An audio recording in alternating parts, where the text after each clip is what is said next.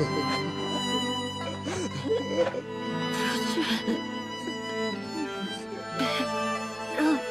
他们得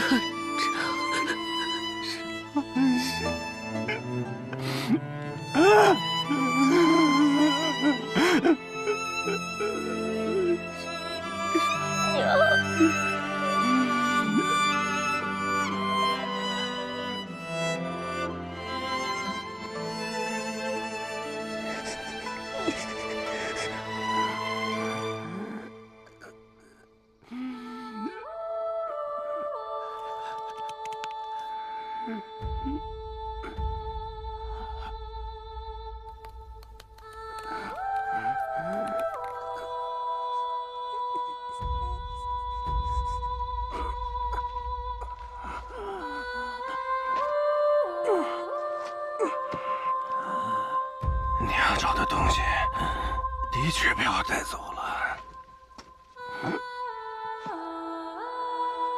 但就算你把这里翻个地朝天，也找不到的。钟露隐，你永远也得不到！别让他！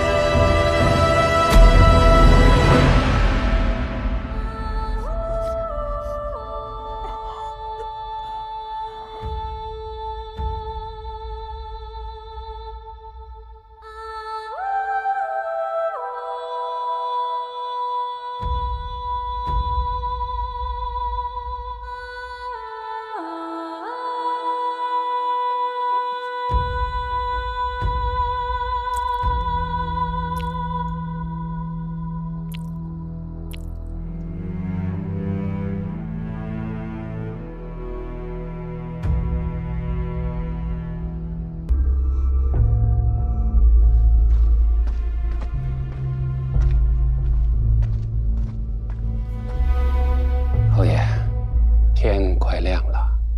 你知道该怎么做？是。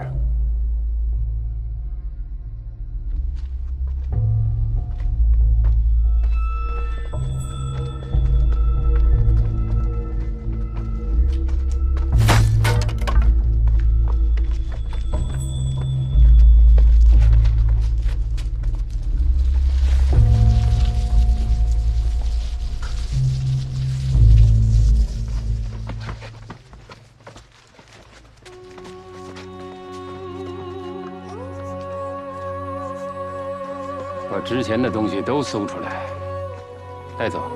是。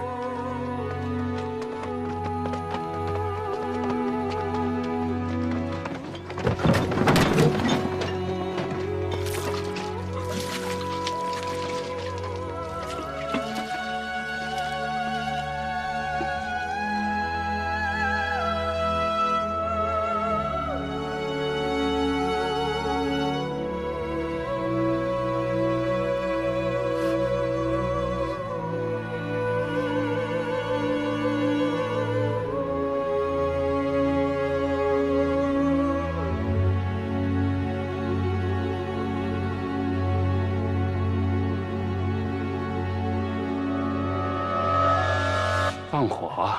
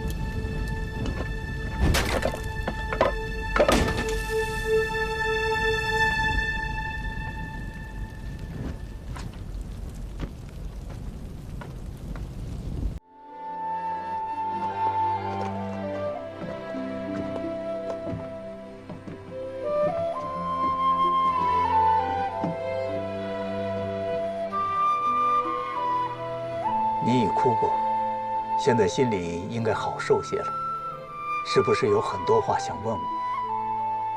你父亲回来之前和我书信约定，由我接应你们离开京城，但我来迟了一步。我要为他们报仇。知道你的仇人是谁吗？我爹叫过他的名字，带头的人是庄卢隐。怪不得有如此手段，原来是平津侯。可你爹和他无冤无仇，他为什么要这么做？他找我爹要一样东西。什么东西？我不知道，我爹没有说。你爹从东夏回京带了一样东西回来，而平津侯为此不惜灭你满门。如果被他知道你还活着，会非常危险。昨夜的一切你已无法改变。你确定要报仇吗？如果不能报仇，还不如死了。如果你愿意照我说的做，我有办法帮你。求您告诉我。平津侯位高权重，想报仇需要时间。你要蛰伏学习技艺。要多久？至少10年。我会送你去学艺的地方，以后就靠你自己了。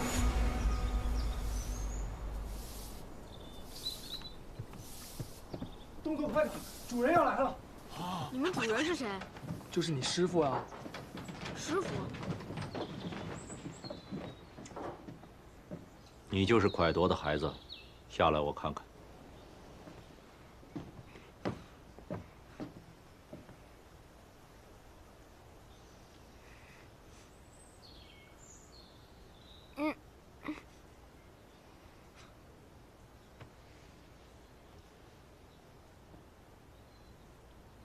我先要跟你说清楚，你在我这个地方不会有任何优待。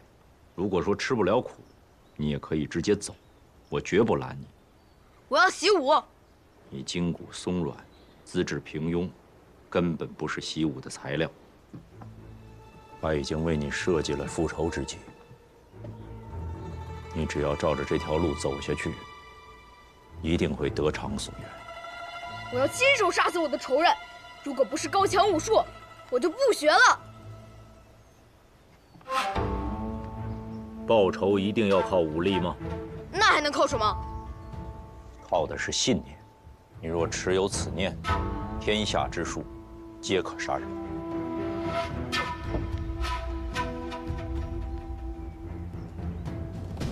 顾存，在。右袖比左袖少了1寸，做事做得不够仔细。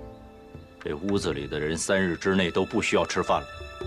若再有下次，打断小指骨，逐出府上，也不需要再回来了。主人恕罪。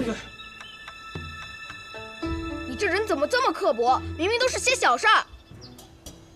你还未学习，就先质疑起来了。看来你的父母对你也是疏于管教。你不许说我爹娘！顾存，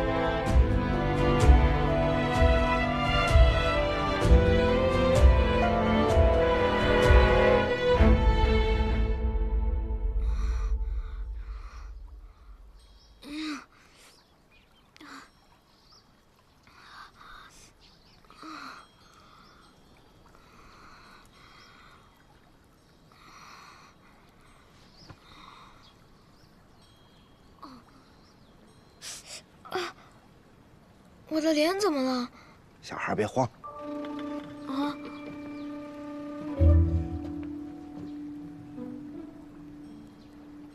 这是微调了你的眉眼和骨相，重新缝合的肌理，看上去啊，就跟以前大不相同了。等过几年再长大些，你与你爹娘的相似之处便全没了，仇人也就认不出你了。再过几年，我的脸上就没有我爹娘的痕迹了吗？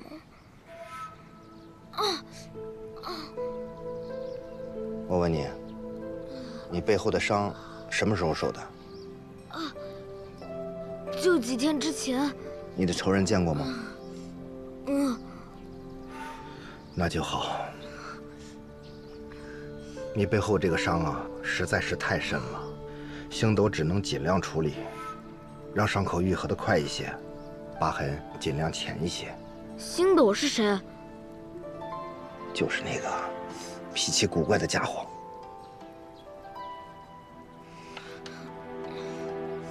那你又是谁？我叫高明，是你另一个师傅。你又能教我什么？哼，臭小子，少瞧不起人啊！你若觉得你什么都会，先想办法从这里出来吧。你星斗师傅心狠手辣，你要是出不来，小心饿死。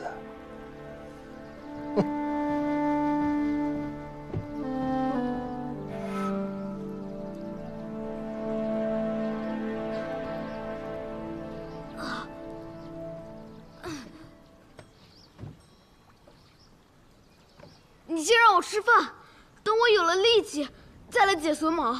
你生在营造世家，要是最简单的榫卯都解不开，我看你爹快夺也是徒有虚名。不许你说我爹！你答应过恩公要教我复仇之术，我就不信你能把我活活饿死。我确实是答应他教你复仇之术，可你现在变了样子，大不了我再找个别的小孩替了你便是。想考我，我爹都教过。我现在就出来给你看。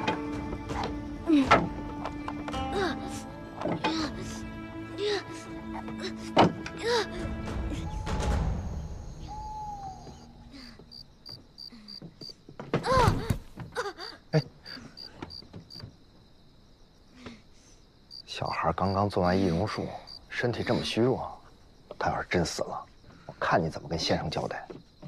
连饥饿和疼痛他都忍受不了，他这仇不报也罢。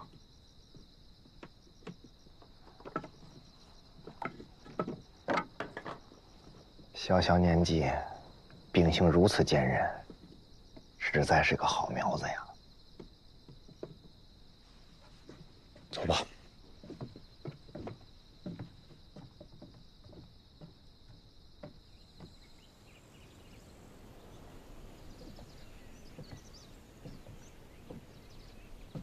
若今日你再不出来，就饿死了。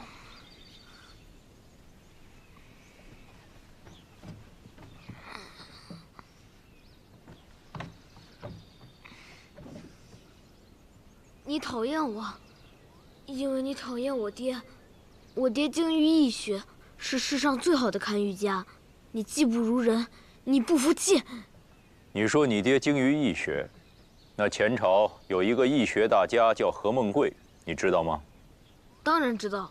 那你把他写的《赠饮训斋异术》背给我听。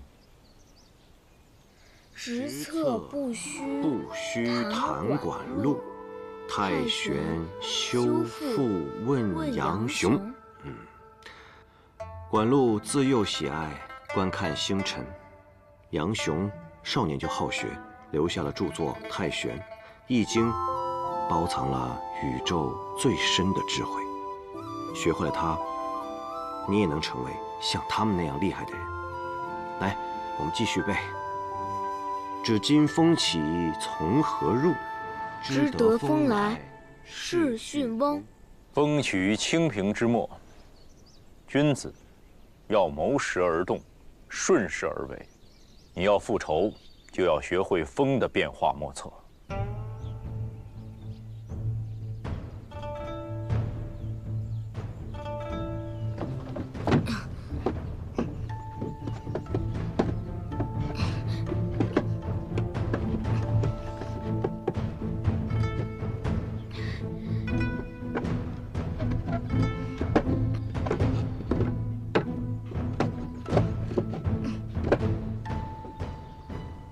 万有资该以混蒙。谁开玄窍谢神功？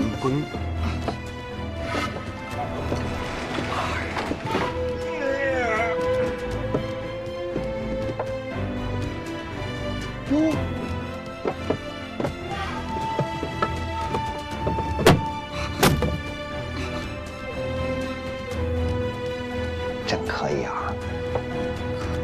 易经四圣西周孔，数贯三天先后中，直测不虚唐管路，太玄修复问杨雄。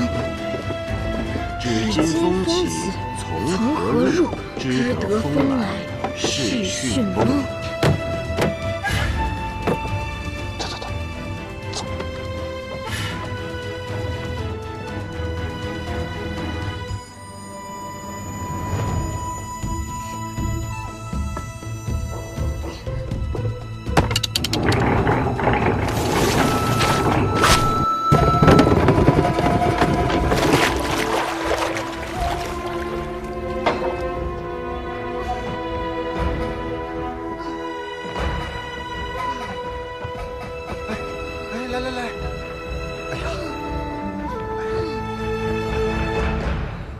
半月之后，上午跟我学堪舆营造，下午跟高明学纵横之术，每日卯时起床，亥时睡觉，不许偷懒。哎，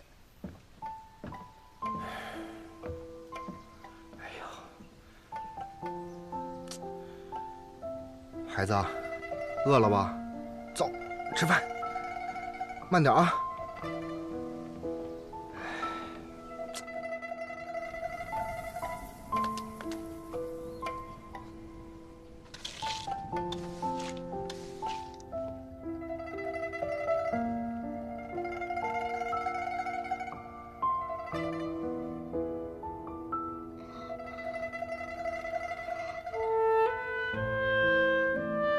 昼出耘田，夜绩麻。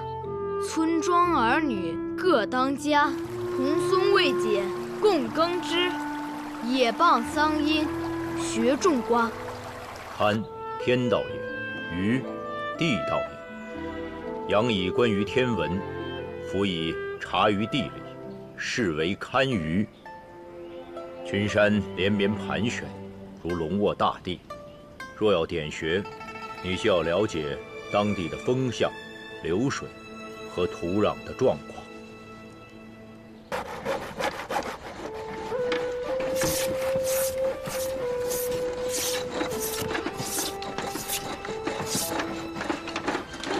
伸手。师傅，我哪里出错了？斗孔差了1厘，也就1厘。失之毫厘，谬以千里。将来这1毫1厘就会让你送命。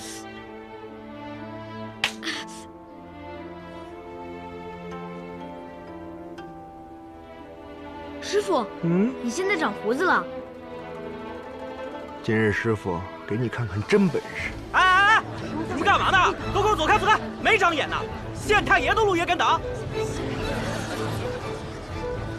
记下来。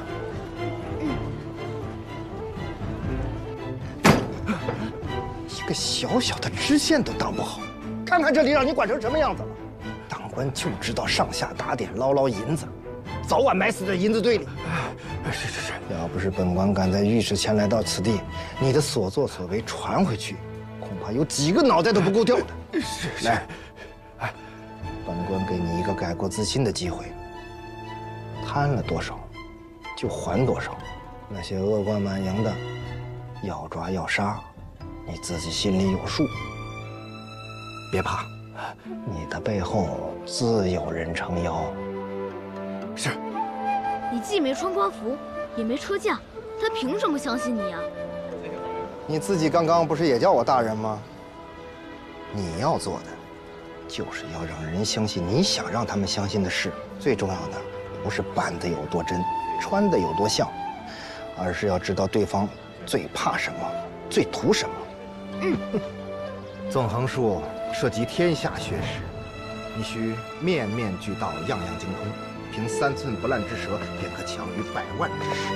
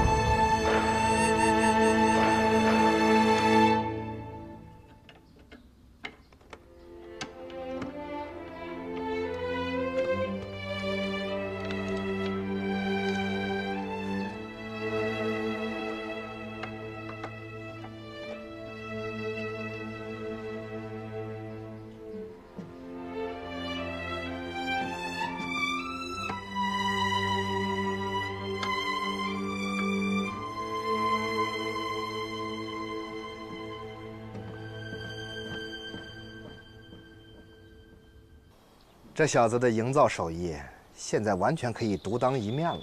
你都快让你徒弟比下去了，不慌吗？师傅，师傅，这是我刚收到的飞鸽传书。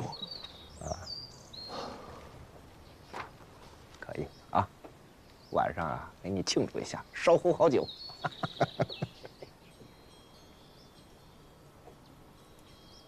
师傅，这信上说什么？你有一位新师傅，马上就要来了。啊，我还有新师傅？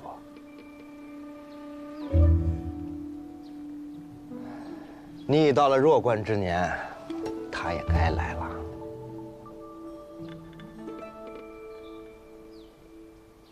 感觉你们俩今天怪怪的。这个新师傅很厉害吗？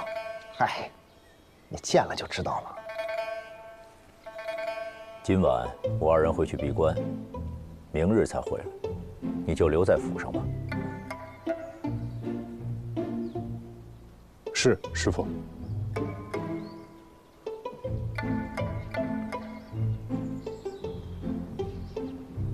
哎，你啊，到镇上打一壶好酒，给你这新师傅，最好是桂花酿。啊，行，我知道了。我还是不放心呀，要不师傅留下来陪你。高明，哎呀，这好，我走了。嗯，放心。放心吧。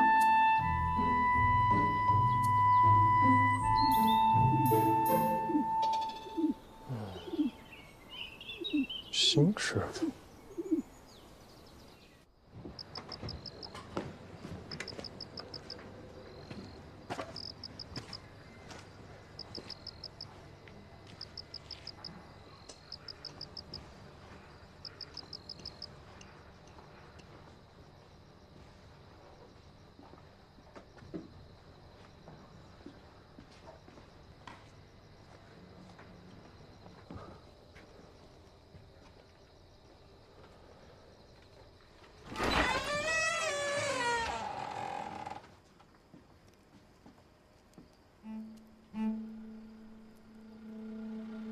把门关上。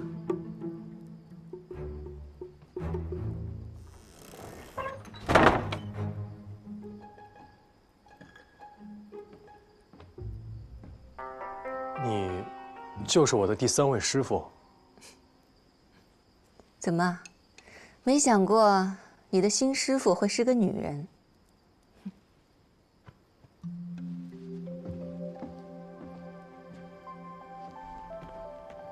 我是六初。六初师傅，你好。哦，对了，这个是高明师傅让我给您带的。先放着吧。您要教我什么？怎么，他们没告诉你吗？哦，他们俩提醒您都怪怪的，我还以为您特别可怕呢。那你觉得我可怕吗？我是来教你男女之事的。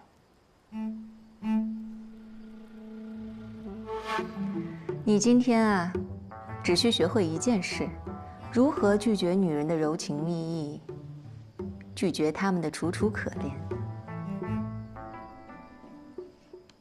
我跟你说话呢。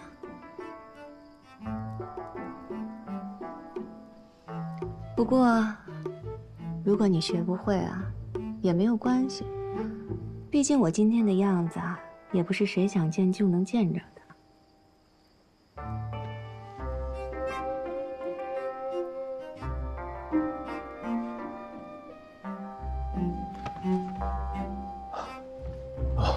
对不起。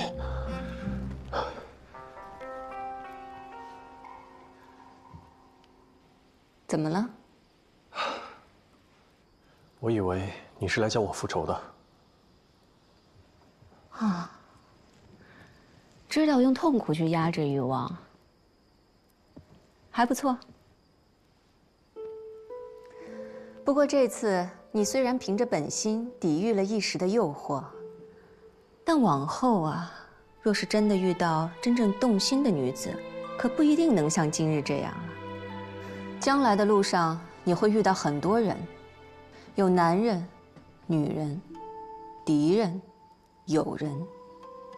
男人如石，刚强之力，义不容辞；女人如水，温柔坚韧，情深似海。这情义二字，里面的学问可多着呢。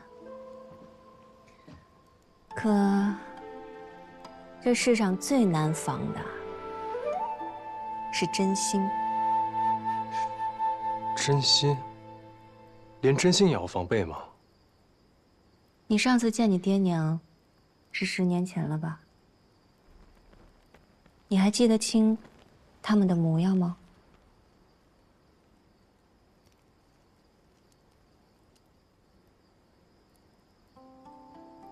其实啊，我和你也一样，很小的时候便是个孤儿了。虽然爹娘走的那日我还历历在目，可他们的样子，我却怎么也记不清了。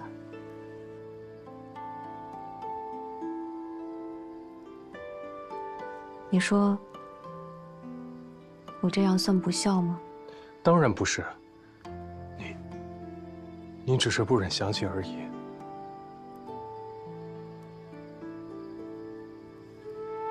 还记得我小时候很爱吃石榴，我爹就在院子里种了棵石榴树。爹摘石榴，娘剥石榴，我吃石榴。那时候好快乐呀！我也是。我爱吃烤鸭，每当我爹发了俸禄，他就会上街给我买。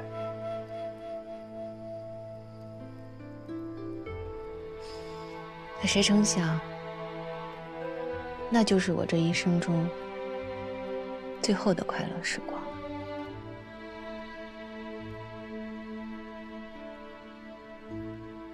如果有机会，我真想再见我爹娘一面，好把他们的模样记得更清楚些。我想，你和我也是一样的吧。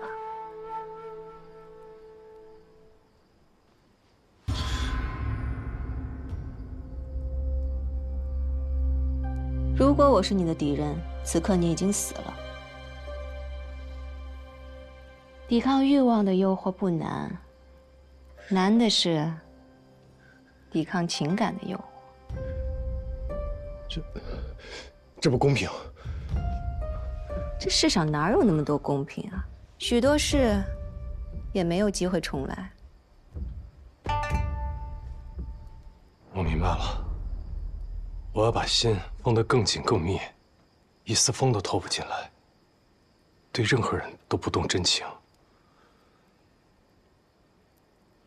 可这么做还不够，你不仅要将自己包裹起来，还要把情绪练得炉火纯青，让人觉得你哭是真的，笑也是真的。这样一来，就没有人会发现我隐藏了真心，自然就不会有破绽。话虽这么说，但你做得到吗？我一定能做到。你还年轻，虽然聪明但骨子里却是个性情中人。这或许会成为你日后复仇路上最大的障碍，但也许会是你日后取胜的关键。走了。六叔师傅，那今日这一关，我算是过了吗？我这门课跟你那2位师傅的不同，情感之事，有些人生下来就会，有些人学一辈子也不明白。你记住，今日这关你只过了一半，今后务必小心谨慎，切不可轻易动情。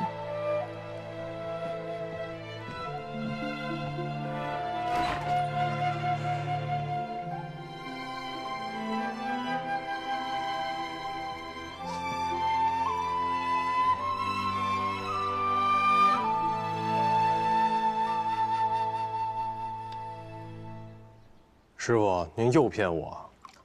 六叔师傅根本就没喝酒，我看是您想喝了吧？你六叔师傅在京城，见多识广，看不上咱们这儿的小酒也正常。那您就不担心我吗？六叔师傅那一关，我只过了一半。情感之事是需要天赋的。六出这关你能过一半，已经仅次于我了。你看你星斗师傅，他那个心呀，简直就是一块石头，不然怎么会躲在这深山老林里啊？真不怕把自己闷坏了。他那样的人，谁也骗不了他。而你呢，重感情，最容易被骗了。唉，那我要什么时候才能出师啊？哎，傻小子，活到老学到老，才是我们这行的为人之道。那我不是永远都赶不上您了？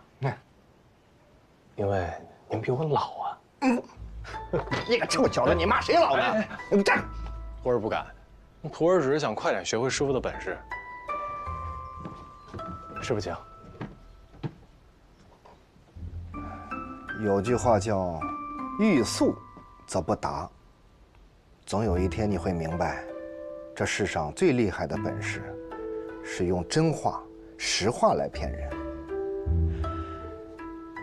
师傅像你这么大的时候啊，也觉得这个道理很深奥，后来亏吃的多了，才慢慢懂了。师傅的意思是，我仍需磨砺。师傅的意思是，你小子又被骗了。你师傅我天赋异禀，天生会骗人，你怎么能相信有人能让我吃亏呢？太嫩了。来来来，给你。恩公，先生，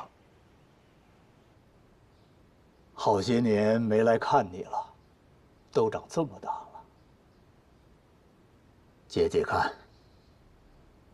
将军所。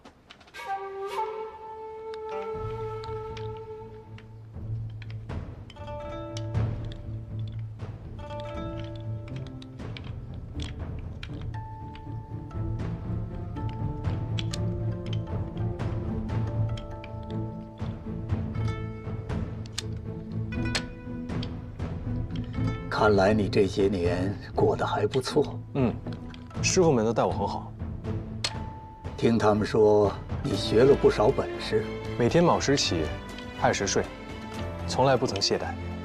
你不觉得憋闷无聊吗？无聊的时候就数数庭中的砖和瓦。那地上有多少块砖呢？ 3381块。房上有多少片瓦48300片。你家当晚死了多少人？我家有门生10人，被黑衣人所杀。我看着师兄狗生被人扭断了脖子，我的妹妹、母亲均死在剑下。那晚，一共死了14人，距今3325天。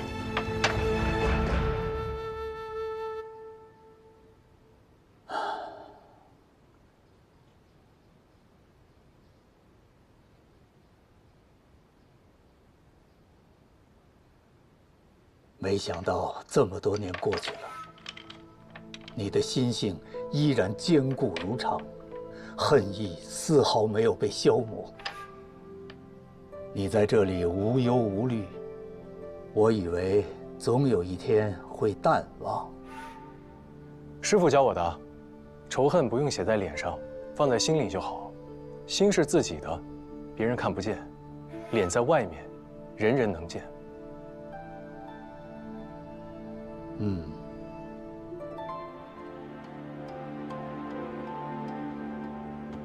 这是你今年的生辰礼物，看看喜不喜欢。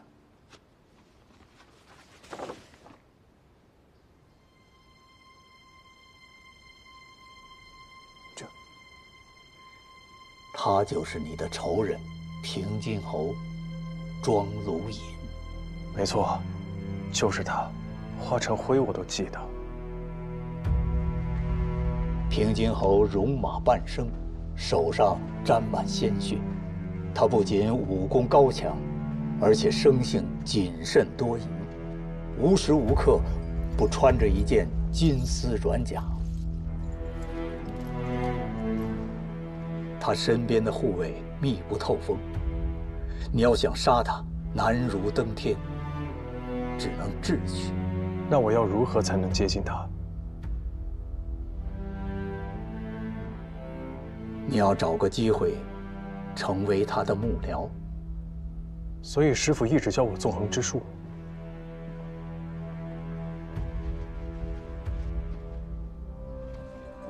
在平津侯身边有3个人，横在你与他之间。你要想真正的接近平津侯，必须先过了这3道关。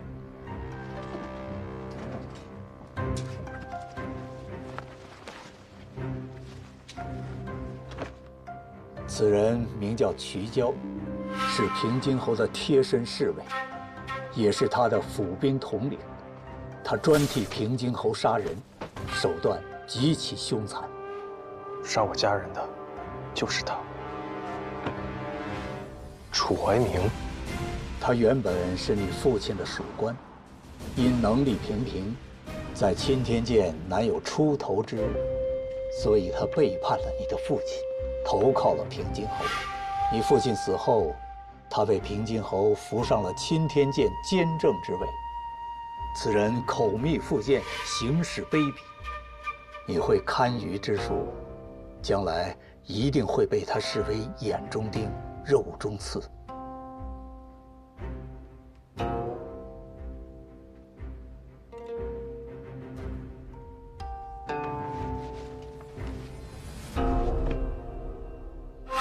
这个人叫杨真，是平津侯的第1幕僚。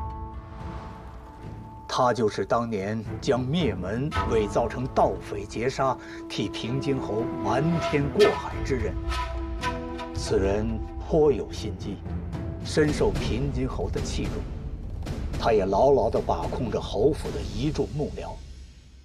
你若是进了侯府，崭露头角，必会遭到他的打压。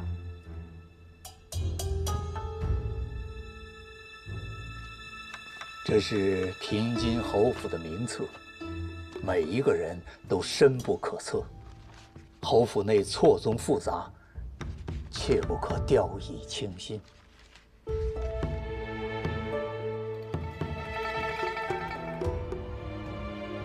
恩公，您给我看这些，难道是我要回京城了？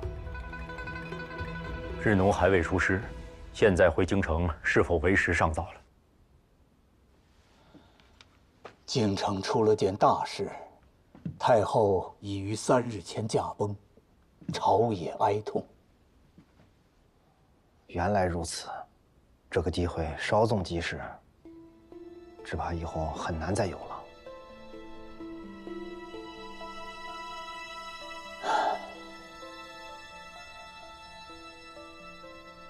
智奴，乾隆必须入渊了。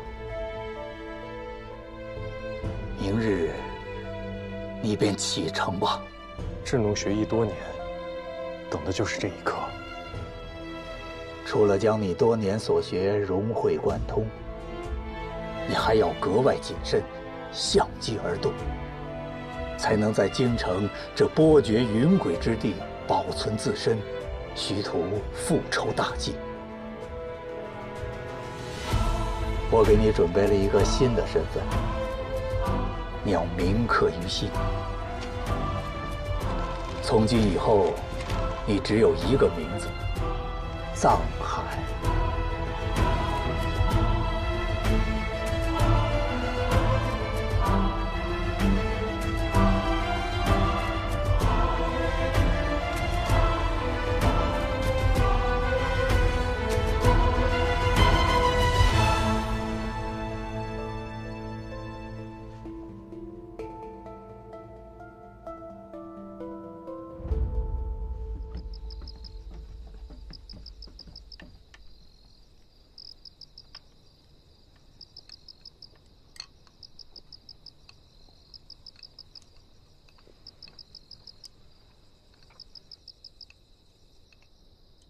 你是不是心里在想，恩公跟星斗老儿在说什么呢？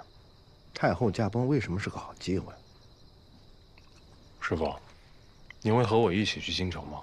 当然了。真的？一想到要一直跟你待在一起，烦也烦死了。我不烦。师傅，吃白果。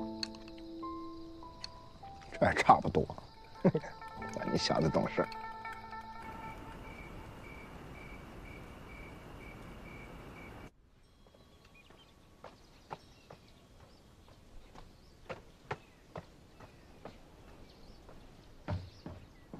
师傅，收拾好了吗？该走了。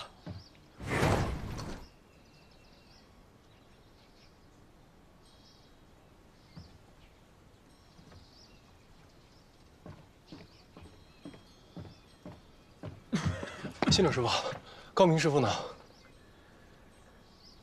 他已经跟你的恩公走了。他也让我告诉你，不要因为感情而相信他人，那样只会让自己失望。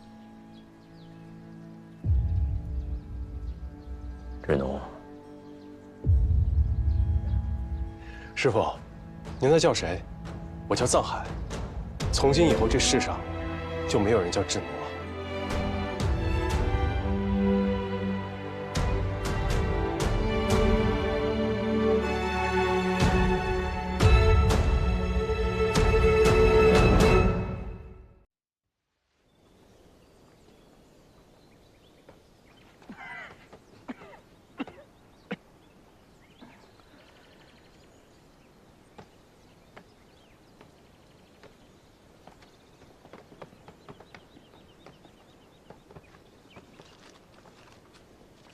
师傅，全部都已经熟记于心了。都记住了。到了京城，去诊楼，会有人接应你。他们想查你的身份，没那么容易。我会抹去你在这里的痕迹。师傅，有一件事儿，我一直想问您。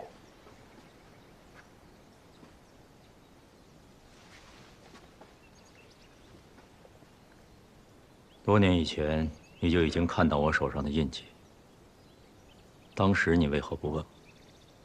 我不敢问。这么多年，其实你一定非常想知道，你的恩公，还有你的这些师傅，究竟是些什么人。这些都不重要，你只需要记住，从你获救的那个晚上开始，我们所有人都是因你而存在。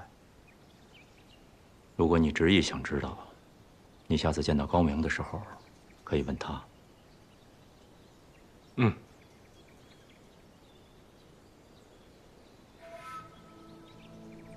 走吧。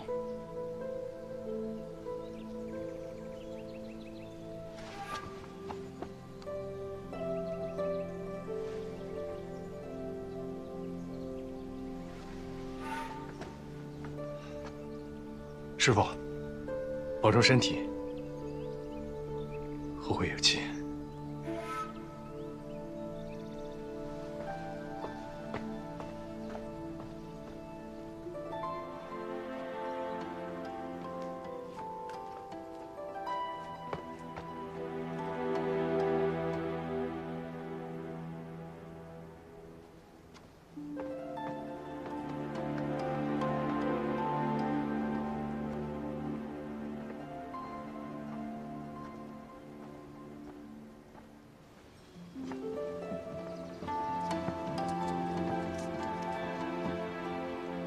你们按我说的做，做完以后你们都走吧。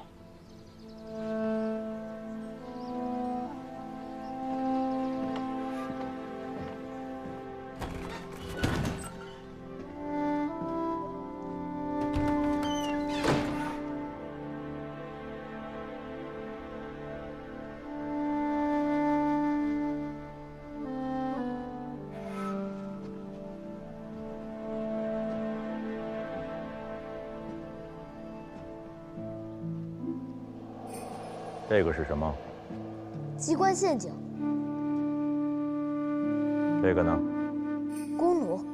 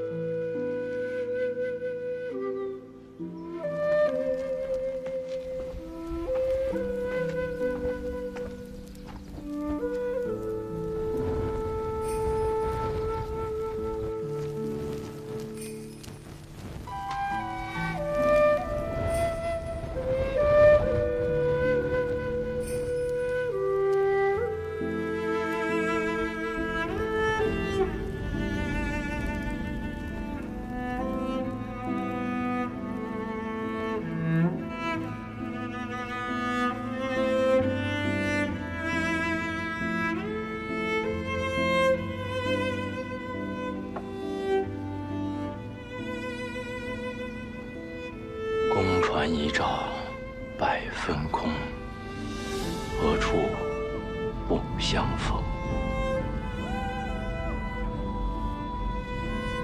志奴，谢谢你。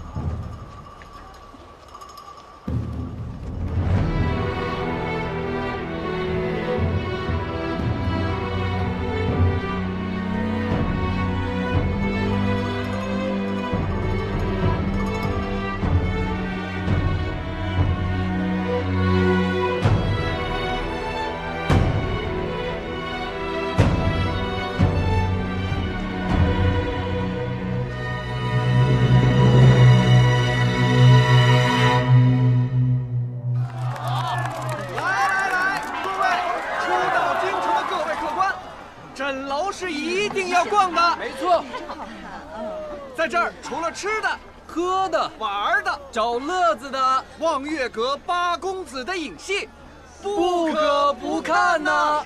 哎，您想知道的京城异闻、朝中秘辛，咱们这儿应有尽有。来，客官，里边请，里边请客官。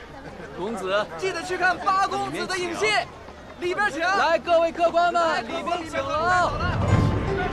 玩的好吃的。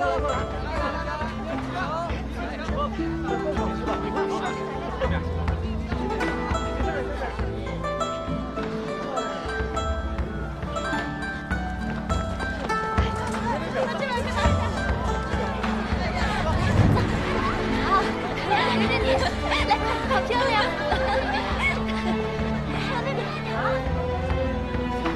您瞧瞧，船上来，要这边上。野火！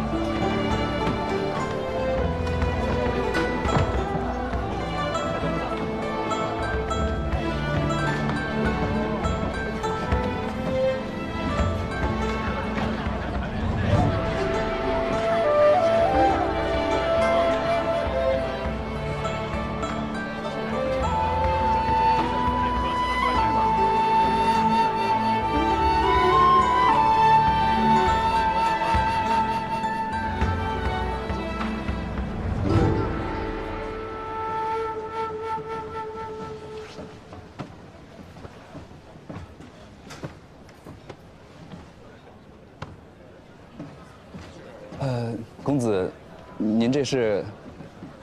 上壶茶，把灯点上。公子，您要点灯？对啊，点灯。公子稍后。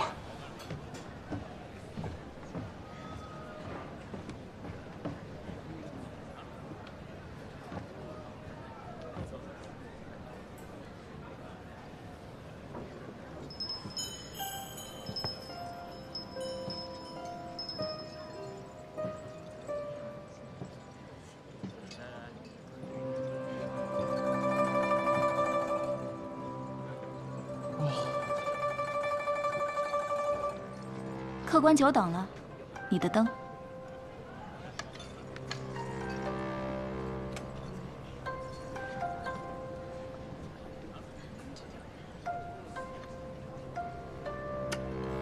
姑娘，为何这灯与其他位置上的灯都不一样啊？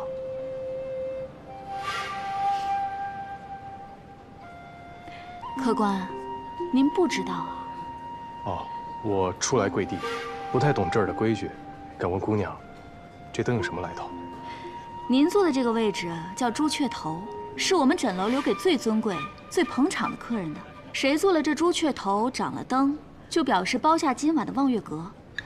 不仅要给台上的伶人打赏，这台下看客的茶钱、酒钱也一并包了。这一盏灯1000两，上次点灯的还是永荣王爷。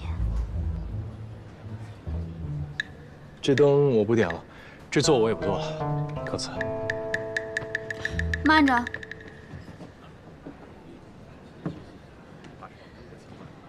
这朱雀头既然坐上了，不是说走就能走的。这灯点上了，更不是想灭就能灭的。实不相瞒，我没有那么多钱。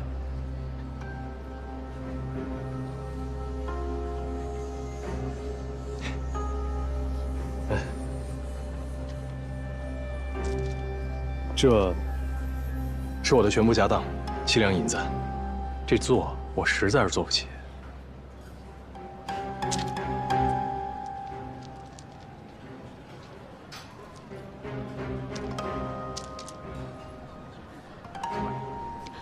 楼下有位置，跟我走吧。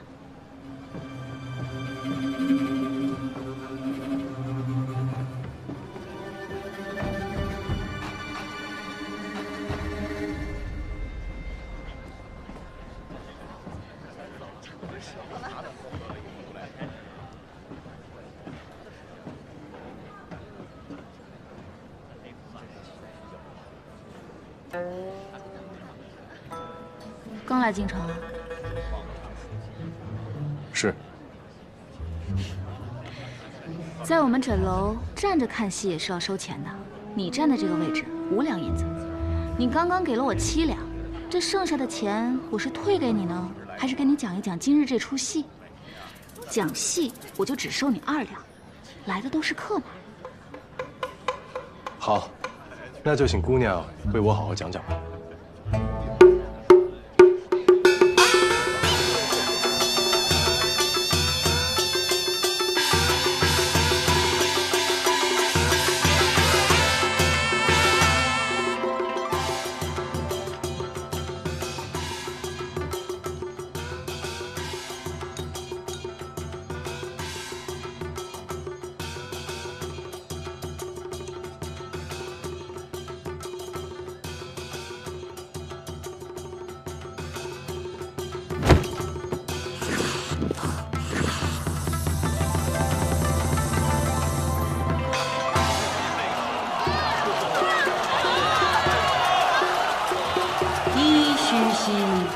风云望夜，凤凰先去。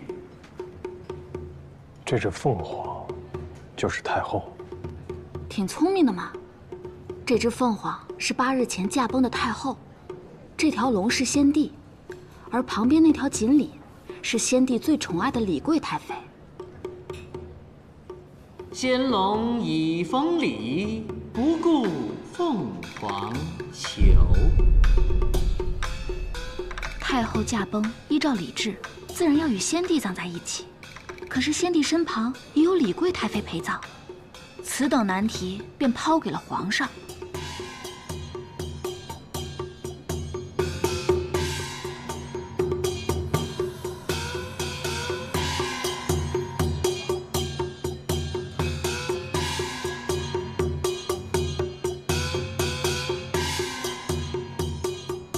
那这只金龙就是当今皇上，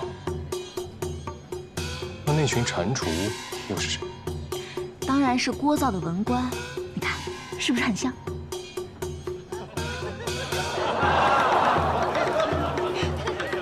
皇上无子，这些年一直被朝臣们逼着立嗣。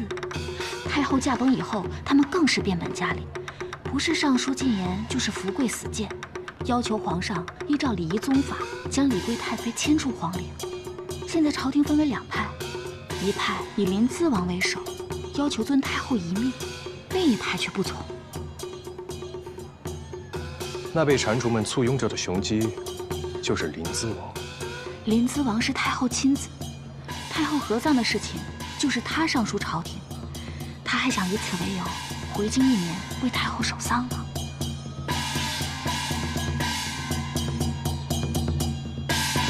金龙怒冲冠，遁入云霄去，自此无影踪。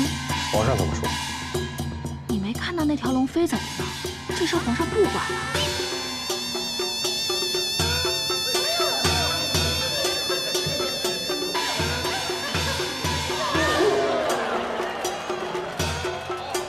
白虎领天命，欲把风波定。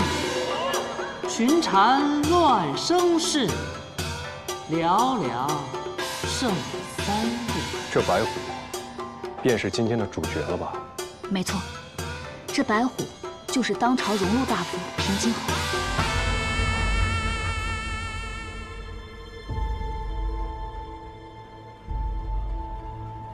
本来被皇上下令全权处理太后下葬事宜的是工部和钦天监，但是这工部侍郎庄知府是平津侯的儿子，为了庄知府，平津侯只好硬着头皮上了。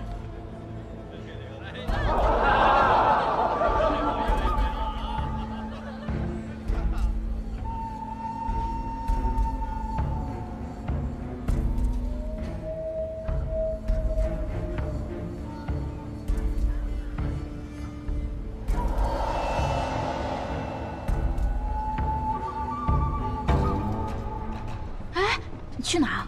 这戏还没演完呢。今日这里恐怕要有大事发生，姑娘，你也赶紧走吧。怎么了？你看到什么了？来，你看到我右手边那个公子了吗？他手里的扇子里面藏有一柄钢刀。我左手边那个一直在写东西的人，他恐怕就是在记录罪证。哦，我那个，别指。你看他身子做得这么板正，身上肯定也有凶器。你看2楼也有不少盯梢的人，恐怕就是来抓八公子的。他们，哎呦，他们啊，他们是都尉司的厂尉曹公公的人。曹公公，这曹公公是司礼监掌印太监，统领都尉司，是全天下的太监头头，上到官府衙门，下到客栈酒肆，京城各处都散布着他的厂尉。那八公子还敢在厂尉面前说这些？你来的时候看到枕楼大堂的那块牌匾了吗？亲赐恩荣，那是皇上亲赐的珠玉牌匾，有他在枕楼里，就相当于有皇上的诰令。虽然常年有厂尉在这盯梢，但他们却从未动过手。也许以前他们不敢，但今日可不一定了。怎么说？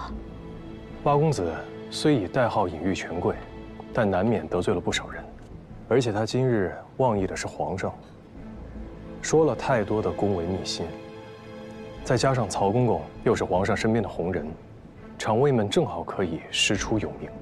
就算是枕楼有珠玉牌匾，恐怕也要招来杀身之祸了。那照你这么说，八公子今日恐怕是凶多吉少。姑娘，若你与八公子相识，你也提醒他赶紧走吧。如今这里遍布厂尉，以他们的手段，八公子肯定是插翅难逃。你那么聪明，你帮他想个办法。我能有什么办法？这事儿我管不了。哎，谁说的？你可以帮他一个大忙。原来阁下就是八公子啊，久仰久仰。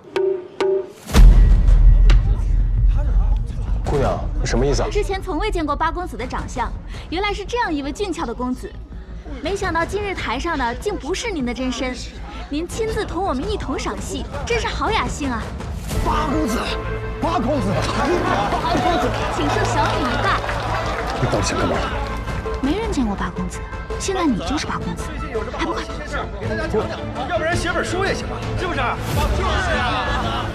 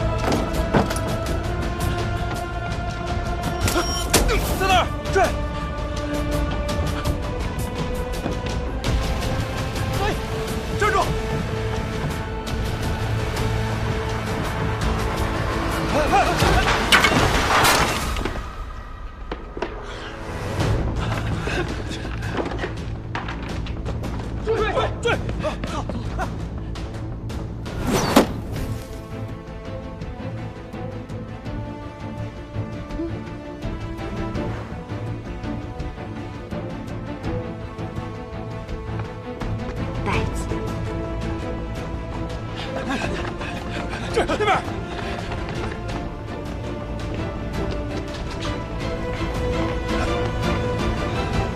小子，走这边。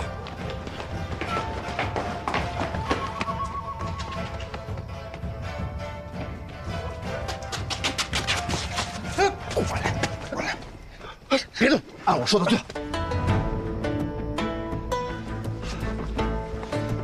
王公子，你喝醉了。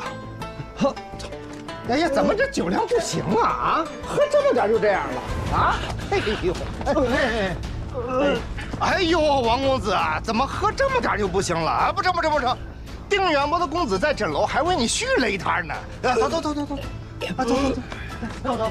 哎，怎么样？人丢了，没找到。是吗？走。王公子，慢点。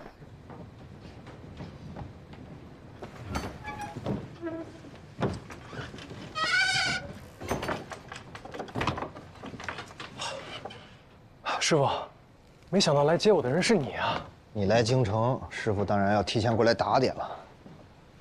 要不是我在，恐怕你的小命就交代在这儿了。我今天确实大意了，没想到被人在枕楼上了一课。那个戏弄你的姑娘是谁？不清楚，我只知道她为枕楼办事儿。师傅，那些场卫很棘手吗？没事，我是一帮听命办事的家伙，估计这会儿也反应过来，你不是他们要抓的人。小子，今天瞧见京城的卧虎藏龙、伯爵云轨了吧？您说的对，是应该多加小心。哎，不过也不是完全没有收获啊，我至少知道了平津侯正在办的事儿。你说说。太后下葬，朝臣们分为了两派，一派力主维持现状，让先帝和李贵太妃合葬，而另一派力主迁出李贵太妃的棺椁，促成帝后合葬。皇帝为难，所以将这烫手的山芋交给了平津侯的儿子，工部侍郎庄知府去做。而如今只剩下3日期限，所以平津侯请命揽下此事。现在他正在满京城的找风水先生。我问你，太后是谁？先帝的皇后，皇上的嫡母。李贵太妃是谁？皇上的生母，先帝深爱的妃子。那你说这是谁和谁之争？是皇上。所以这件事看似是新旧朝臣的礼仪之争，但实则是皇上和朝廷的礼法之争。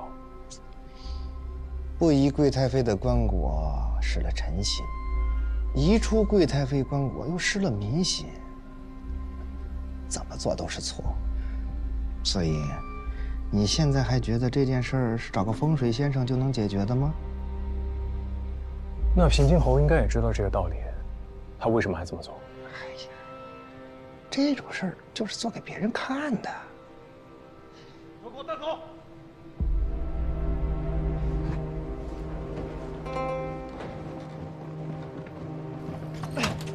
放开我！半夜你们抓错人了，我不会看风水呀！我是来做棺材的，放开我！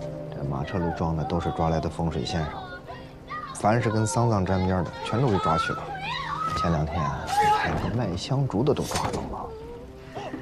平津侯这是在向朝廷表达一个意思，他尽力了。哎，师傅，我来。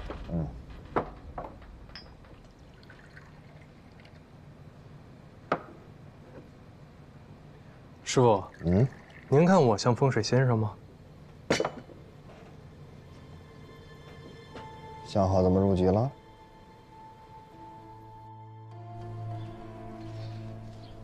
儿子，儿子，官爷，官爷，走！爹，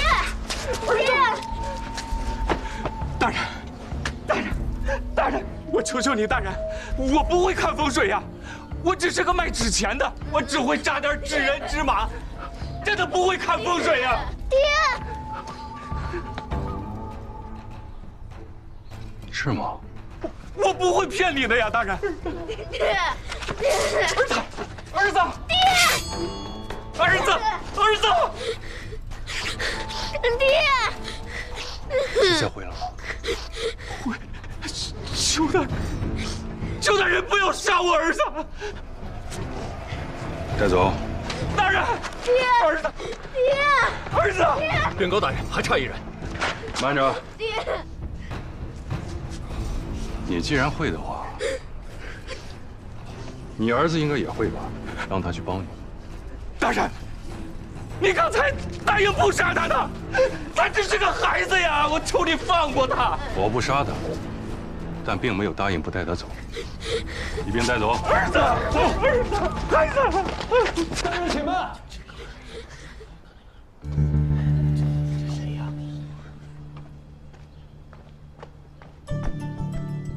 草民听闻大人在找风水先生，草民不才，对风水堪舆略通一二，愿意前往。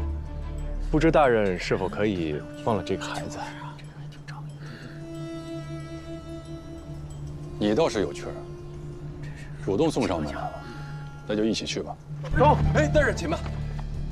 风水堪舆是精细的活儿，小孩子毛手毛脚的，万一耽误了官爷的大事儿，那就不好了。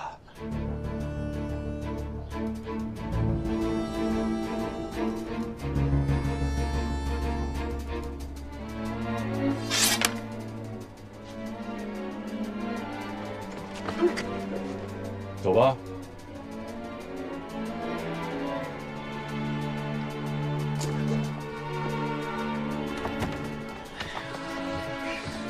同志，爹没事，爹没事啊！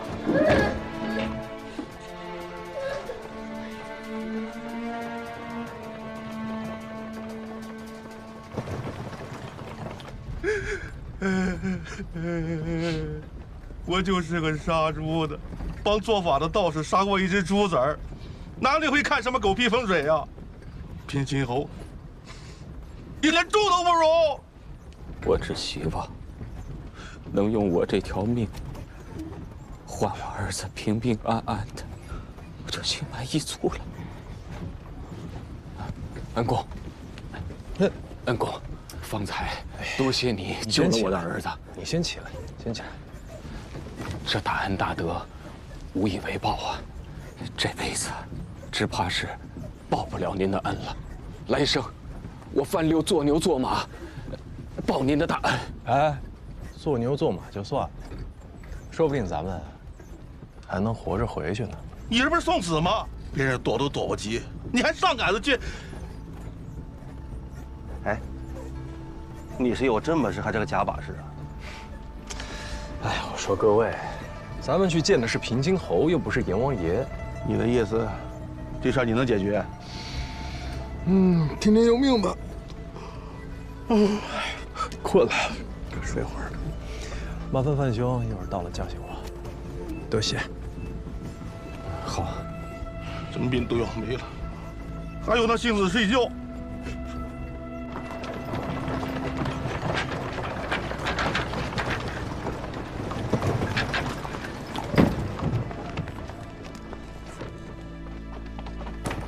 下车！看什么看？赶紧下车！快点！快点！快点！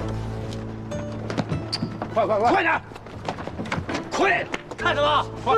愣着干什么？快走！快走！快走！快！走啊！走！走！快走！进去！不是进去！进去！关门！哎！别！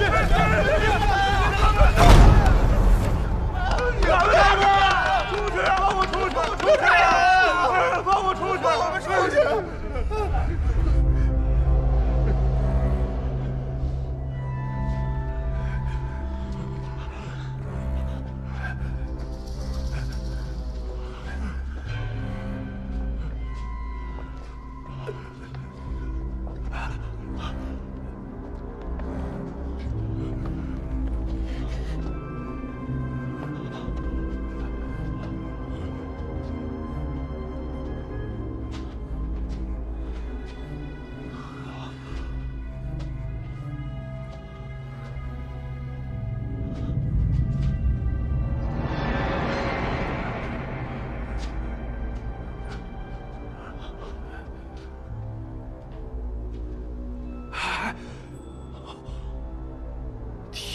走。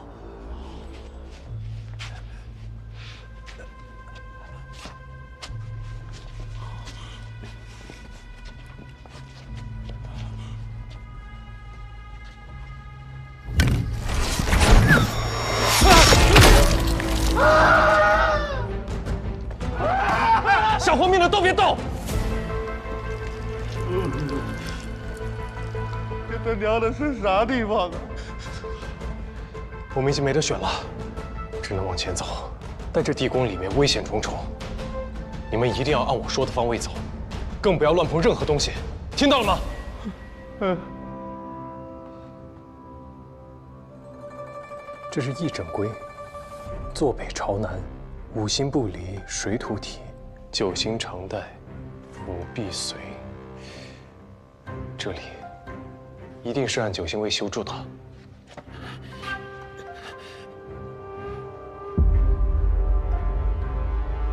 那边就是西边。恩公的意思是有办法带我们出去？我也只能试一试。一会儿我数到3，所有人听我的指令，我们一起动。阿良，来，一会儿你从这儿踩西面的第2块砖，屠夫，你从这儿踩西面的第3块砖，听见了吗？1、2、3。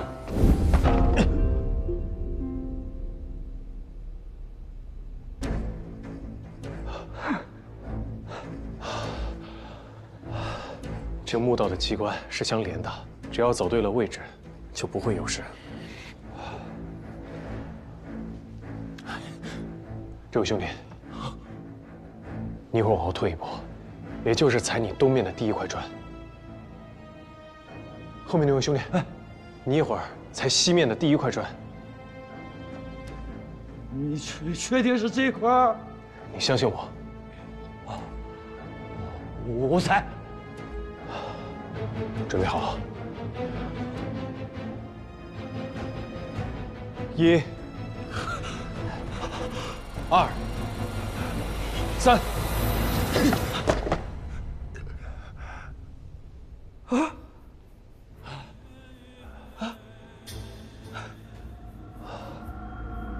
捕木角野为凶恶，人专诸事并清宁。利枣药性或心共，河刀似药有灾诛。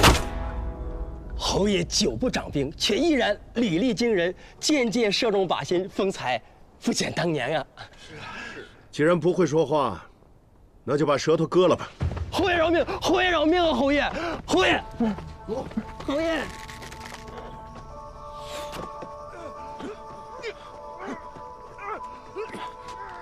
大人都在墓道里了。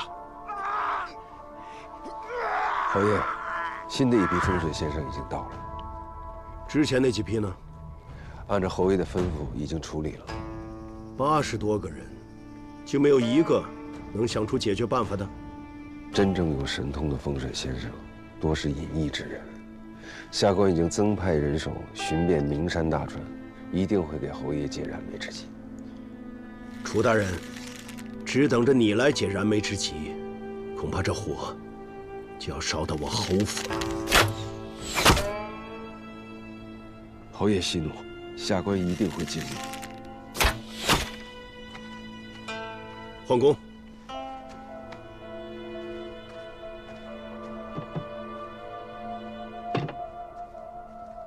父亲，儿子斗胆一问啊，这太后下葬原是皇上与朝臣之争，为何一定要找风水先生啊？太后下葬这事儿各有各的看法，但除了皇上，别人的看法都不重要。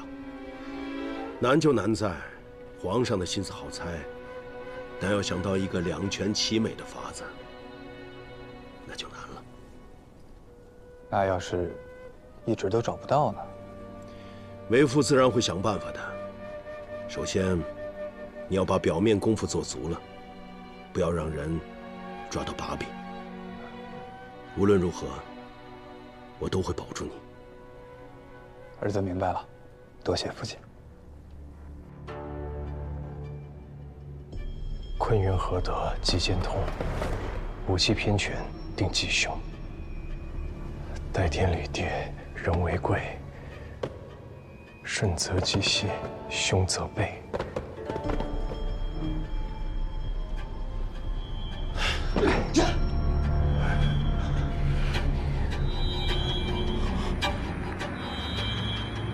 我好像猜错了。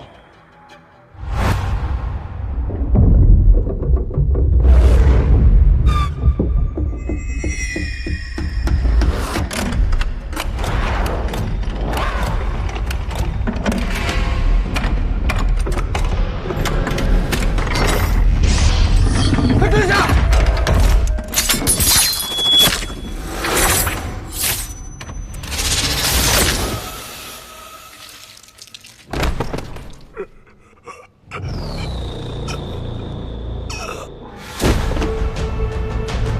这他娘的都是啥东西呀？别动！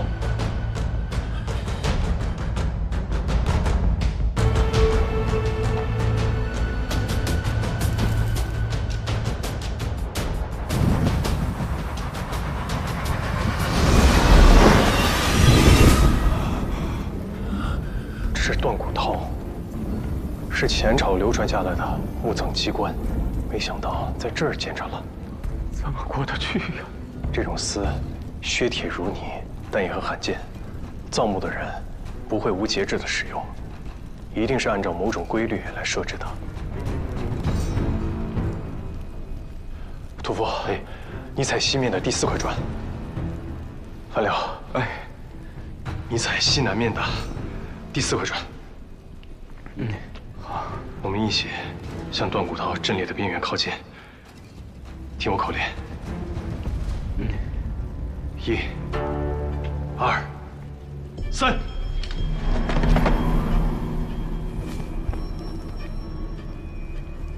配合干支仔细想，定人祸福与灾祥。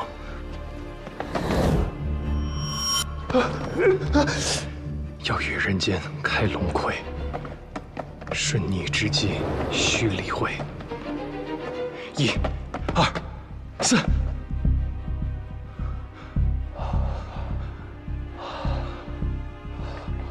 我到头了，赶紧开门出去呀！我还不能走。这是皇陵的墓道，比一般的墓室防范严密得多。我若是离开这块砖出去的话，你们脚下的砖就会受力偏移，断骨韬的机关就会启动。那这……先别急，你们继续按我说的走。这里是旧兴卫，接下来我们需要逆行武皇中宫。武皇中宫，屠夫，你往西北方向采第2块砖。樊柳，你采西南方向的第4块砖。好，准备好了。1、2，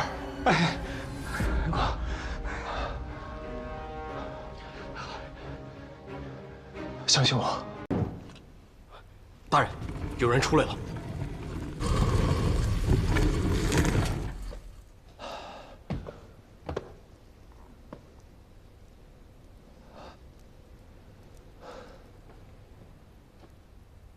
去禀报侯爷。是。你，过来。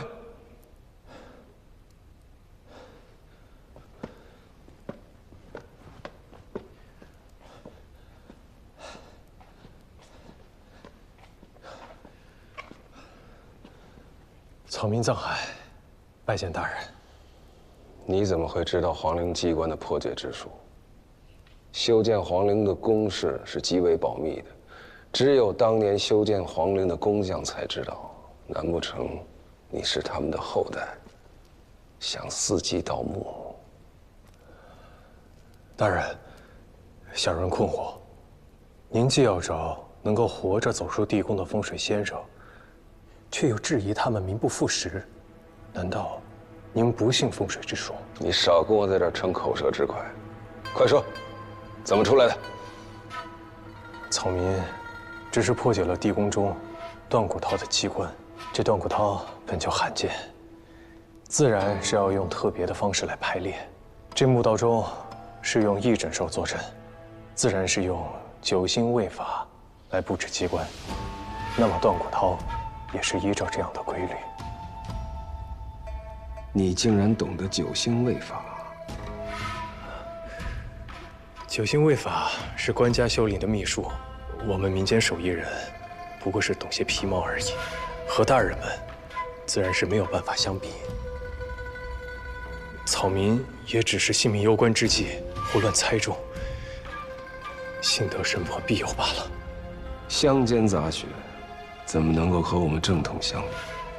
你那些庞杂学说能触到一点堪舆之术的门道，也算是你幸运。不过，侯爷到。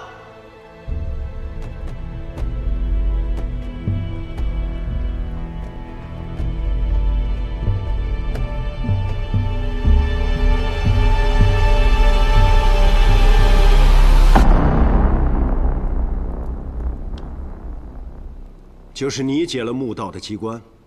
是。过来。草民藏海，拜见侯爷。那你告诉本侯，你可有办法解决太后下葬一事？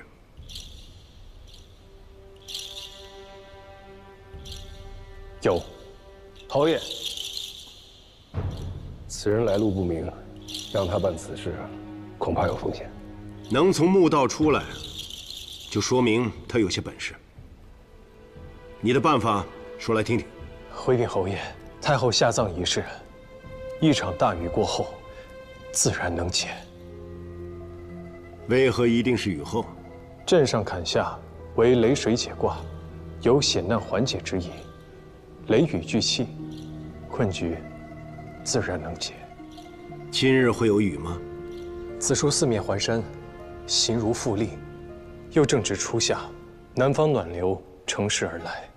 今日我看见草木湿润，暖流上升，冷气下沉，云雨必定势如万马，自天而下。他说的对吗？今日的确潮湿露重，但无聚气之象。按我们的论法，今天的雨一般一般。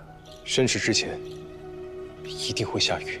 钦天监对官家负责，说话要留有余地，不像你们这些旁门左道，为了骗人硬把5成说成10成。不是5成，是10成。这雨今日一定会下。去陵外，请孙公公进来。是。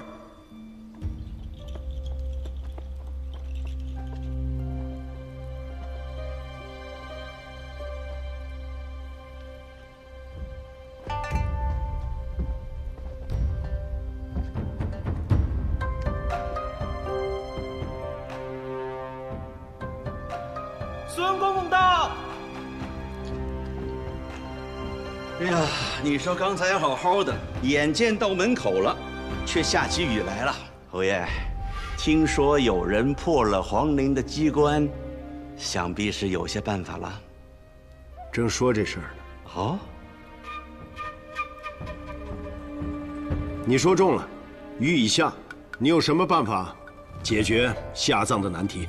回禀侯爷，此难题已有定论，只是草民不敢说。别废话，快说。草民在来此路上睡了一觉，熟睡时，李贵太妃托梦于我，她说，先帝与太后之情感动天地，她愿意成全先帝与太后的合葬之愿。你这乡野村夫，贵太妃怎么会托梦给你？草民方才在墓道中遭遇机关，险象环生，若非李贵太妃庇佑，我又怎么可以毫发无损地走出来？大胆，让他说。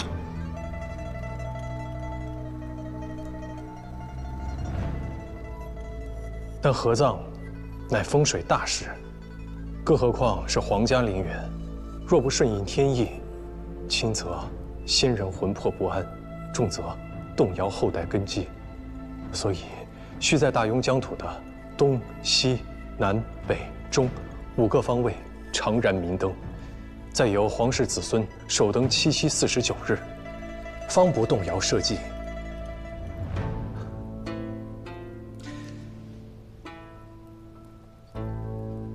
国朝300年，历代皇帝皇后驾崩，都要皇室子孙赴京奔丧。贵太妃的意思是，藩王们就不必回京了。是不能回京。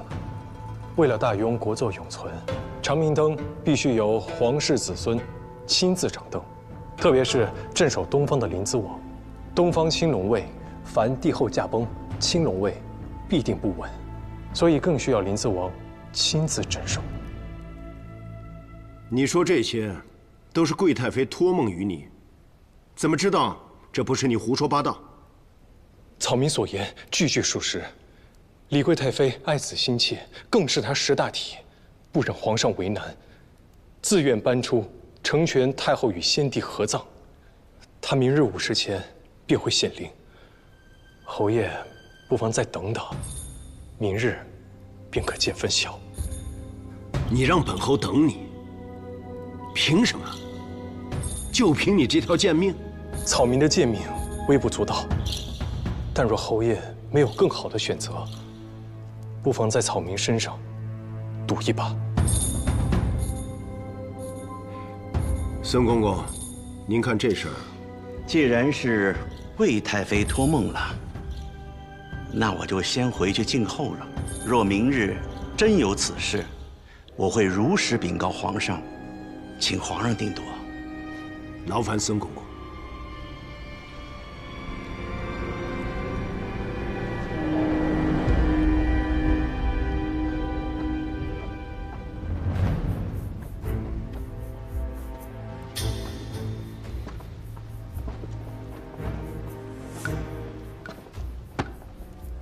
知道这太监是什么人吗？回侯爷，是皇上身边的人。不错。不管之前多少风水先生出了多少主意，这孙公公眼皮子都没抬一下。但这次你说的话，他听进去了。知道为何？或许是皇上心中早已有了主意。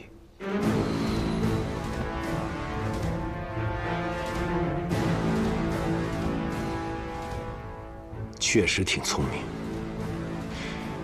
不过说法归说法，本侯看的是结果。侯爷，草民还有一事相求，可否让我进到内殿去？草民也好给李贵太妃回个信儿。内殿岂是你这种人可以随便进出的？带他进去。侯爷，无需多说，我们就看看贵太妃明天会不会显灵吧。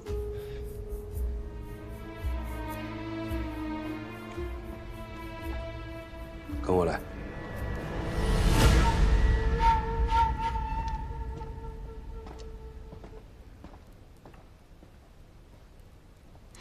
去焦，查查他的底。是。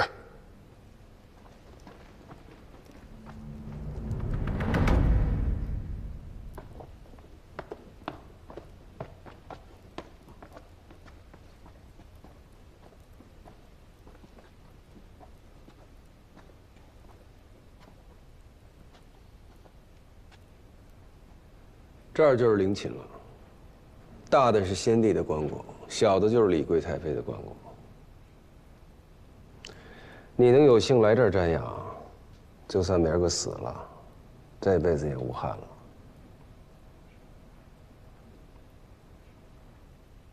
请问大人，为何这主殿里面会如此潮湿啊？哼，地下哪有不潮的呀？少见多怪。看够了没有？还请大人稍等片刻，草民想给贵太妃磕个头，回个话。哼。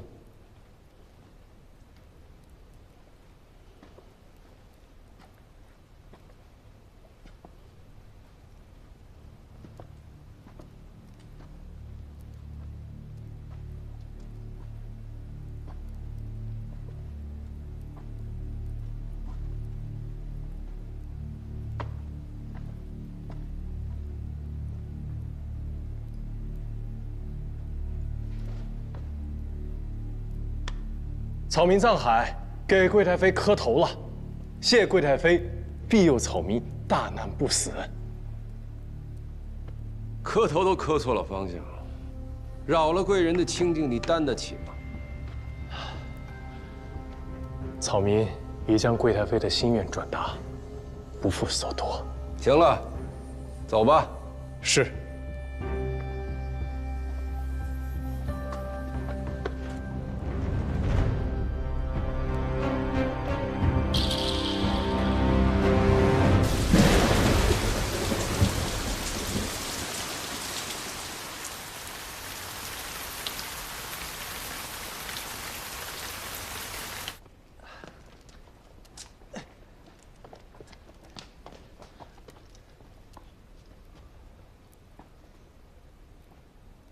香然尽，5时就过去了。贵太妃再不显灵，你去陪葬吧。请侯爷放心，李贵太妃一定会显灵。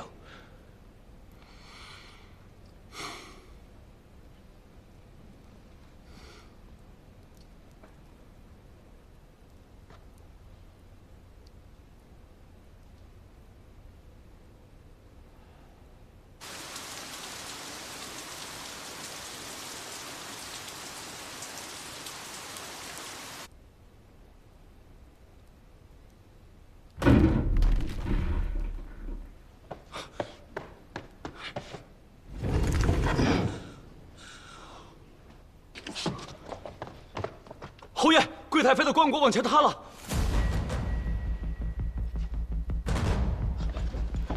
恭喜皇上，恭喜侯爷！李贵太妃兰心慧性，至善至美，这是在成全先帝与太后的一桩美事啊！多谢贵太妃成全。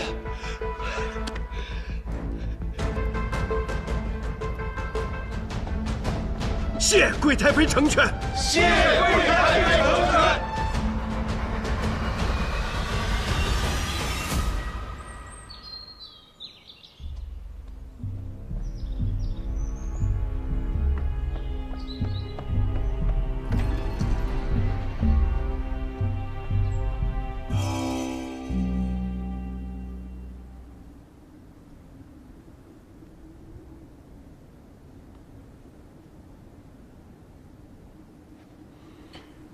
你替本侯了皇上一桩心事，你想要什么赏赐？能帮侯爷分忧是草民的本分，不敢要赏赐。既然你不要赏赐，那我就要数数你的罪状了。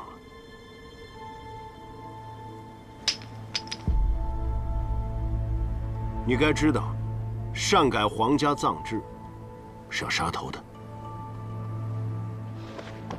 侯爷，草民不敢，草民不敢啊！这样吧，本侯恩威并施，先杀了你，再赏你一副上好的棺材和金银陪葬。侯爷，草民是自愿来皇陵的，不是被抓来的。侯爷可知草民为何一定要来？想显示你聪明过人，但智者不寿，聪明人死得早。草民是想侯爷赏一口饭吃，草民想跟着侯爷侍奉侯爷。想跟随本侯的人多了，凭什么选你？侯爷的大公子在工部为官，公事繁重，草民愿用毕生所学的建筑堪舆之术，为侯爷还有大公子肝脑涂地，鞠躬尽瘁啊！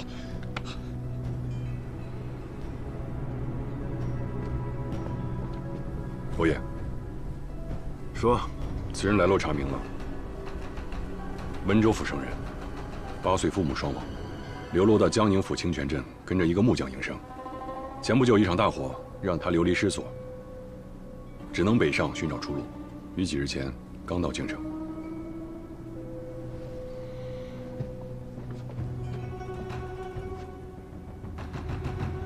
此人留用。多谢侯爷。去侯府报道，不得有误。侯爷，小人还有一事相求。与草民同行的几人在墓道中不幸殒命，若侯爷能对他们月行抚慰，他们九泉之下定会感恩侯爷的厚德。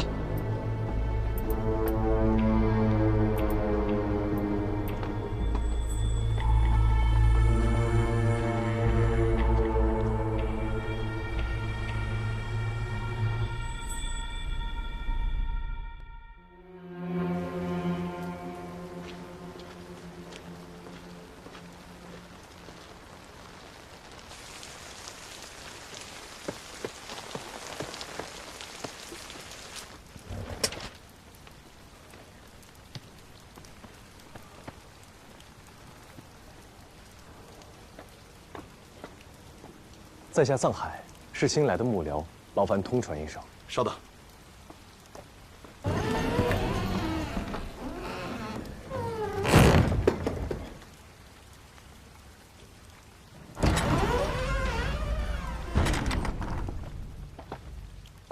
你是藏海？在下正是。这是你的衣服和腰牌，收拾好你的行李，明日去后门的摄人府报到。是。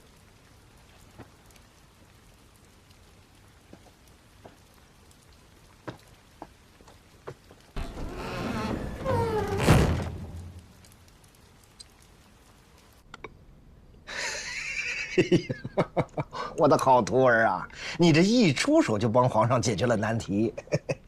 是李贵太妃自愿显灵挪冠，这样一来，皇上既得了臣心，又没有失了民心。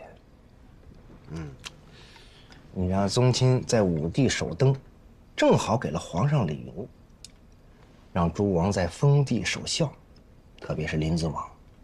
林子王要是回京奔丧，只怕会蠢蠢欲动。你从根本上解决了藩王回京作乱的可能。我到现在都想不明白，怎么一场大雨，这李贵太妃的棺椁就塌了呢？快跟师傅说说。这事儿吧，没你想的那么复杂。我刚进灵殿的时候就发现，这地底渗水严重，已经腐蚀了金井还有棺椁。而固定棺椁用的龙山石并没有卯合，如果此时刚好有一块雷击木楔塞进棺椁的下方，改变了棺椁的平衡，再加上一场大雨，地水滋漫，重压之下，这李贵太妃自然就显灵了。哎呀，你可是得了星斗的真传呐！啊！我只是没想到，这朝廷的贪腐之风已经这么严重了。连修皇陵都敢偷工减料，现在被人发现，倒是可以好好修缮一番。贪墨都贪到皇上头上了，别看他们对皇上三跪九叩、山呼万岁，这心里头谋的那都是门户私计。要是父亲还活着，看到如今乌烟瘴气的青天剑，该有多难受啊！无论如何，你这第一步迈得很成功，在平津侯面前大放光彩。怎么了？昨日平津侯把手放在我肩膀上，我这手竟抬不起半分。师傅帮你揉一揉。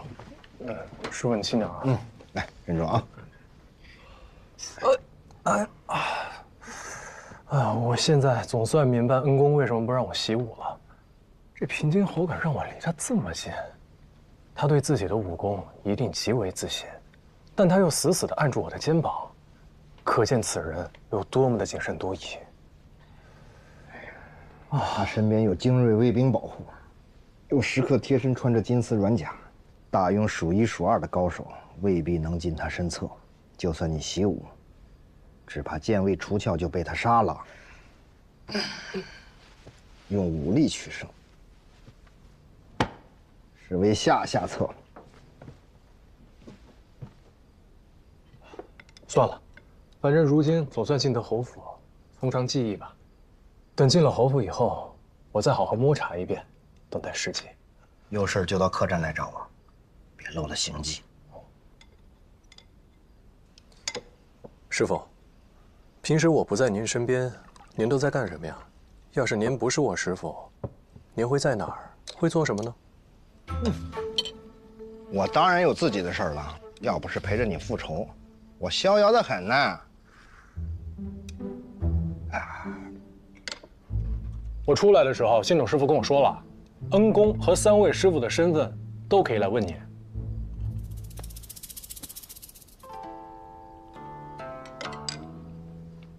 想知道？这顿你请。师傅，我年纪尚轻，囊中羞涩。这我年纪大了，还两手空空的，岂不更可怜啊？拿过来吧。行。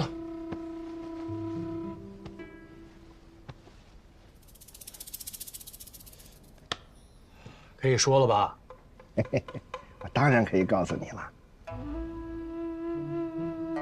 不过现在还不是时候。哎，又骗我！银子还我。兵不厌诈，姜还是老的辣。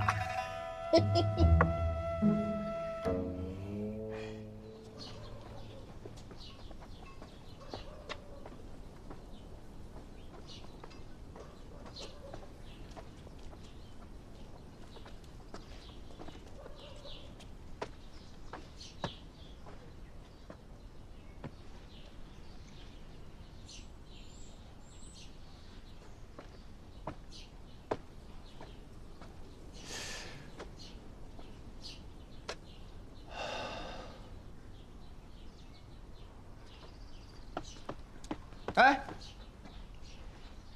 你就是新来的幕僚？在下藏海。啊，我叫慧建，也是侯府的幕僚，比你早来个2年。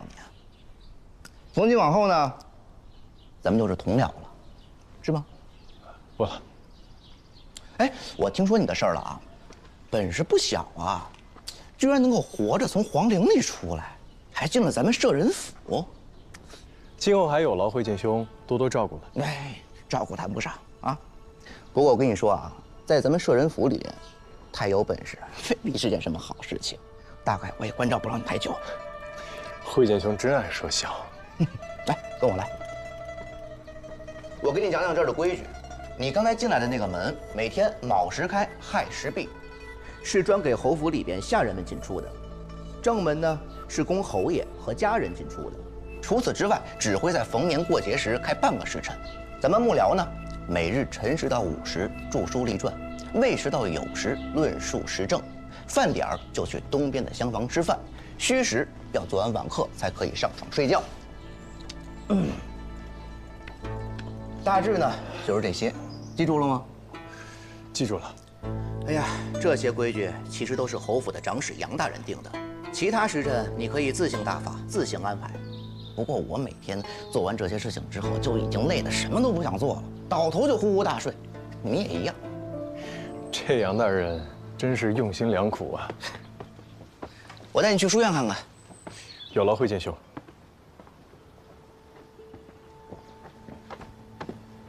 楚兄，侯府里来了青年才俊，是件好事，何必如此惴惴不安？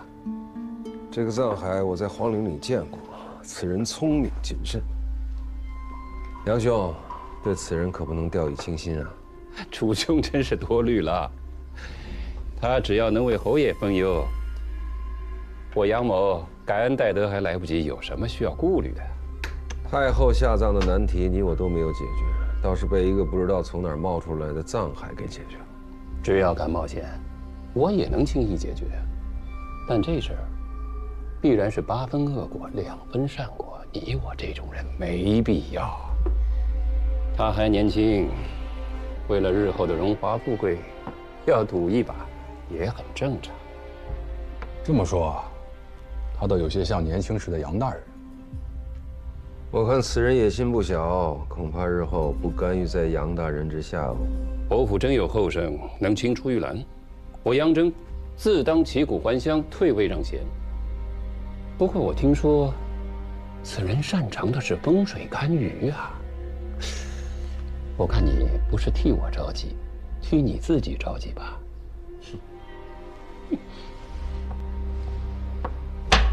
将军，承让了。伯爷，再来一盘。曲兄，侯府里来了新幕僚，我是摄人府的管事，不去招呼一下，有点说不过去。 先走一步。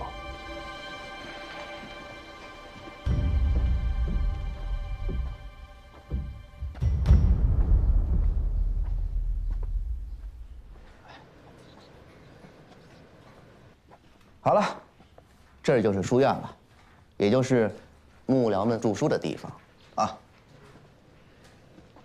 杨大人吩咐了，要将侯爷的功绩记录在册。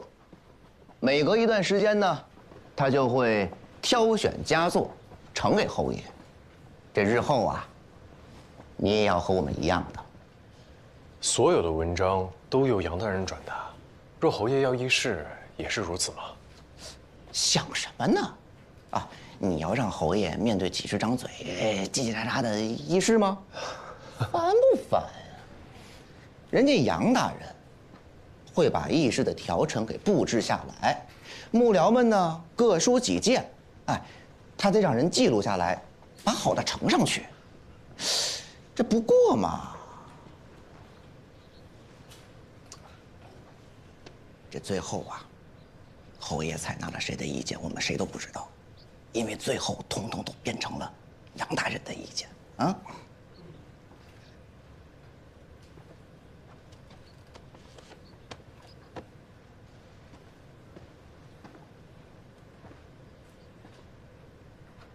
王侯开国，子孙世袭，故称世家。所以这本《侯门记事》起名《庄氏世家》。杨大人，慧姐，先下去吧。是。你就是那位帮侯爷解决太后下葬难题的风水先生。在下藏海，拜见杨大人。果然是青年才俊，侯爷身边得到如此的人才，是我杨真之福。慧见方才把这里的规矩都跟你说了吧？是。这儿的规矩，比太学、詹事府的都要大。但你们在这儿养成了规矩，以后到了朝堂之上就不会犯错，才不会给侯爷丢人。杨大人的意思是，幕僚们还有机会进入朝堂议政，在朝为官了。当然啊。侯爷设舍人府，就是为国朝选贤举能、提拔栋梁，难不成让你们在这里都虚度光阴吗？不过你们这些读书人知道怎么跟侯爷这个武将打交道吗？一不小心就军令处罚，到时候别说加官进爵，就连小命都可能不保。我不护着你们，谁还能护着你们？还是杨大人思虑周全啊！我为什么让他们在这里编撰《庄氏世家》，就是为了让他们多了解侯爷，知道侯爷的喜好，免得在他面前失了欢心。只要将来时机成熟，我定会引荐他们，得到侯爷的赏识。原来如此，小的受教了。你有惊天伟地之才。今后在侯府，定能崭露头角。杨大人，侯爷问起今日是否有一名叫藏海的幕僚前来报道。啊，侯爷什么事？侯爷说让他看看内园的风水。啊，是这样啊，藏海在这儿，赶紧去。是。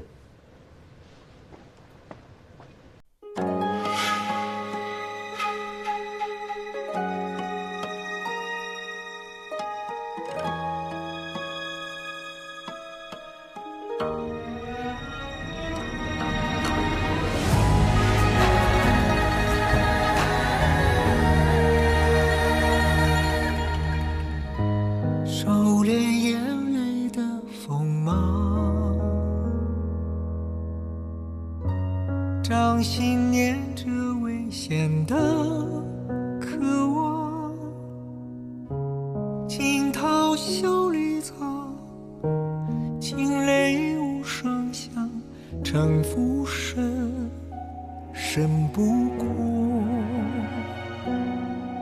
我目眶。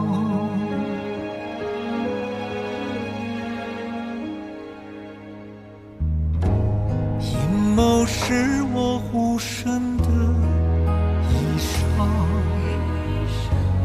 阳谋是我纵横的刀枪，用隐忍的狂，稀释道德藏，也不黑，只因为我心滚烫。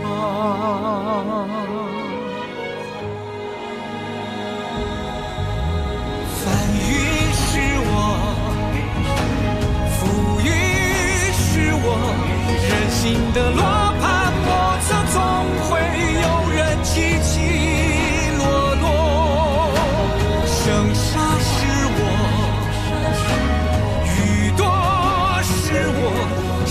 夕阳如烈日赤裸，与君共高歌。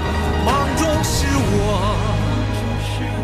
袖手是我，天下是我，苍生。